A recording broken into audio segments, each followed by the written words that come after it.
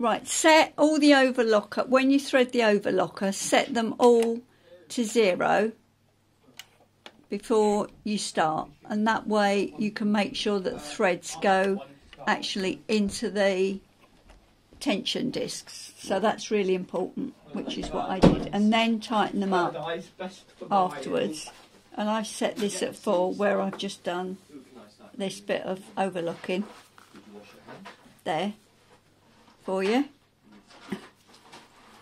Right, so then the stitch length I've put at 2.5, but you can, depending on the fabric, it could be for an ordinary cotton 2 to 2.5, but if you move it all the way up to a 4, then it's a really long overlock stitch. Really the length of the stitch, it's not the width of the stitch, it's the length of the stitch. Alright, so I'll set that back to there for you. This is the differential feed. So M1 is for normal fabric. So if you're doing something like a jersey and you want it to stretch, or you want it to flute and you wanted to get a flute effect, you test it out and change it accordingly. But if it's just ordinary woven, then stick on M1. So that's your differential feed. This button here, and I've set it at 2.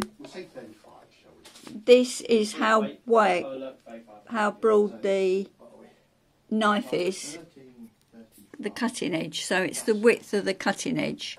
So 1 is really near, 2 is in the middle, and 3 you've got a big width that you're overlocking. Yeah. And this one on the top is, if it's near, then it's for normal overlocking, and if you pull it towards you, you have to do a few stitches before it realises that it's changed. Is to do a rolled hem. So for instance, if you've got tablecloths, this is a rolled hem that's been done on a overlocker, and because it's sort of got that fluted edge, they've used the differential feed to make the fluted edge. So you can try it out.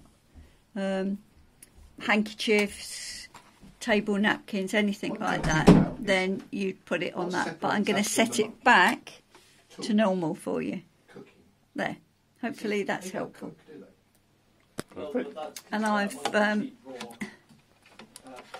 threaded it up for you. So I'm not sure which one you threaded it through, but there's 2 of these.